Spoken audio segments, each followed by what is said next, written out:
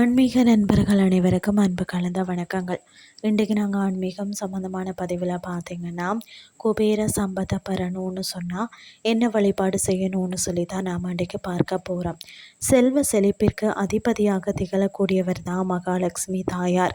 அப்படின்னு சொன்னாலும் அந்த செல்வ செழிப்புக்குரிய கணக்கை சரிவர பராமரித்து யாருக்கு செல்வத்தை கொடுக்க வேணும், யாருக்கு செல்வத்தை கொடுக்கக்கூடாது என்பதை தீர்மானிக்கக்கூடிய ஒருவராக இருக்கிறவர் தான் குபேர பகவான்.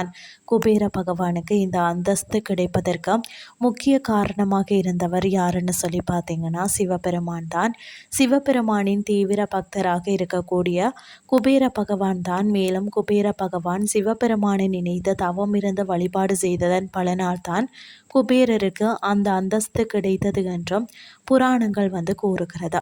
மகாலட்சுமி தாயாரை வழிபாடு செய்வதன் மூலம் செல்வ செழிப்பு உயரும் என்றும் நம்ம எல்லாருக்குமே தெரிஞ்ச ஒரு விஷயம். மகாலட்சுமி தாயாரை வழிபாடு செய்வதோடும் குபேர பகவானையும் நாம் வழிபாடு செய்தால்தான் மகாலட்சுமி தாயார் கொடுக்க வேண்டும் என்று நினைத்த செல்வத்தையும் நம்மளால் பெற முடியும். அந்த அளவிற்கு தான் சக்தி வாய்ந்தவராக குபேர பகவான் இருக்கிறார்.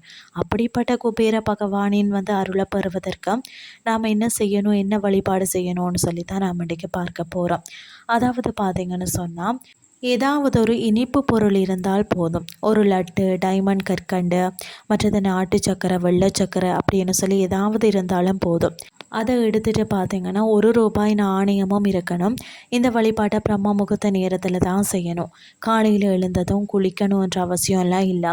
முகம் கை காலாக கழுவிட்டு வீட்டில் அமைதியாக ஒரு இடத்துல வடக்கு திசை பார்த்து அமர்ந்துட்டு அப்படியே அமரும் பொழுது பார்த்திங்கன்னா தரையில் ஒரு விரிப்பை விரிச்சிட்டு அமர்ந்து கொள்ளுங்கள். வலது கையில் இனிப்பையும் அதற்கு மேலே ₹1 நாணயத்தையும் வச்சுட்டு இடது கையால் மூடிக்கொள்ளுங்கள். உங்களுடைய நெஞ்சு குழியில் 2 கைகளையும் வைத்து கொண்டு குபேர பகவானின் மந்திரமான அதாவது ஓம் கும் குபேராய நமக இந்த மந்திரத்தை பார்த்திங்கன்னா 27 முறை சொல்லணும்.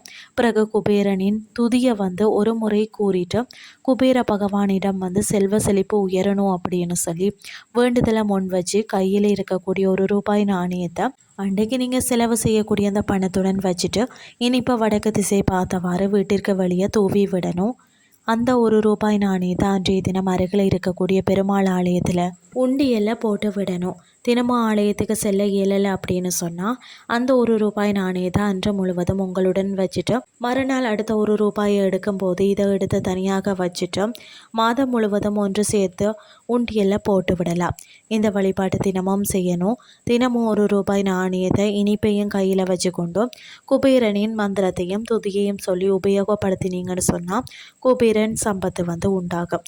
குபேர துதி என்னன்னு சொல்லி பார்த்தீங்கன்னா, வளம் யாவும் தந்திடுவாய் வைஷ்ணவனே போற்றி, தனம் தந்து காத்திடுவாய் தனபதியே போற்றி, குறைவில்லா வாழ்வழிப்பாய் குபேரனே போற்றி, சங்கநிதி பதுமநிதி சார்த்த நிற்பாய் போற்றி, மங்களங்கள் தந்து எம்மை மகிழ்விப்பாய் போற்றி, உறைந்திடுவாய் நீ எங்கே உத்தமனே போற்றி, பொங்கிடும் நலம் யாவும் உன்னருளே போற்றி போற்றி, குபேரா போற்றி போற்றி.